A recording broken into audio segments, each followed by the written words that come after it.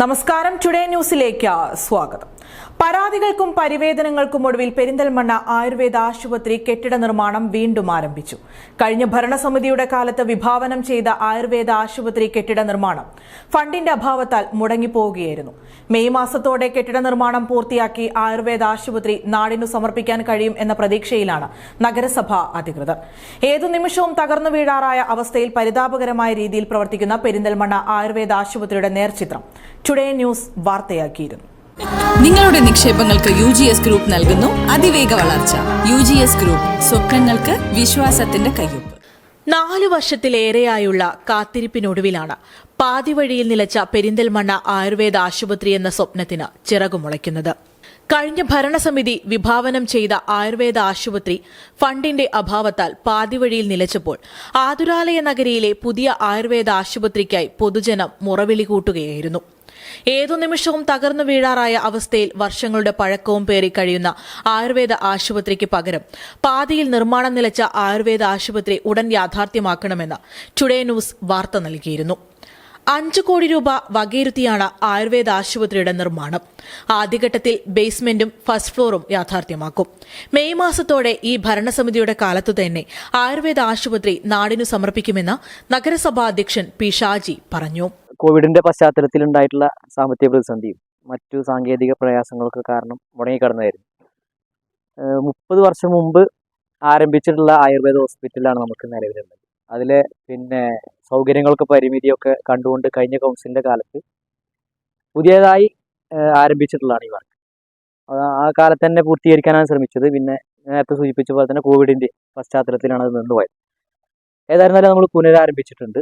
ഇവിടെ ഭാവിയിൽ 50ഓളം ബെഡുകളുള്ള ഒരു ഹോസ്പിറ്റലായിട്ട് മാറ്റാനാണ് ഇതിന്റെ ഫൗണ്ടേഷൻ വരെ തുടങ്ങിയിട്ടുള്ളത്. ഇപ്പോൾ നമ്മൾ 15 ബെഡോടുകൂടി ഈ കൗൺസിലിന്റെ കാലത്ത് തന്നെ പണി പൂർത്തീകരിച്ച് ജനങ്ങൾക്കായിട്ട് കൈമാറാനാണ് ഉദ്ദേശിക്കുന്നത്.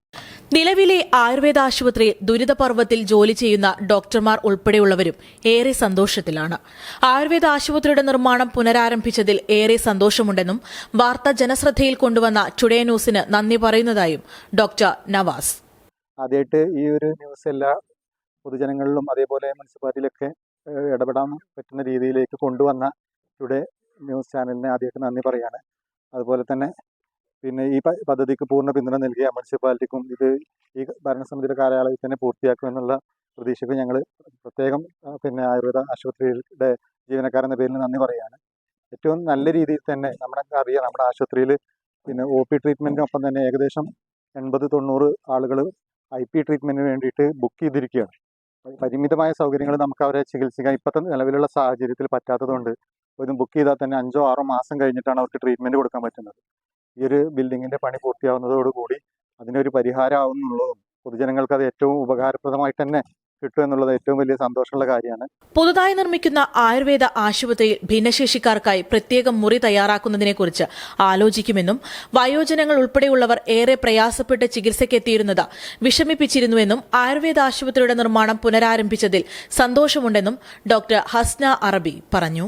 അവിടെ നമുക്കിപ്പോൾ ഒരു വളരെ മിനിമം പേഷ്യൻസിന് മാത്രമേ നമുക്ക് പരിമിതമായ സൗകര്യത്തിൽ അഡ്മിഷൻ കൊടുക്കാൻ പറ്റുന്നുള്ളൂ.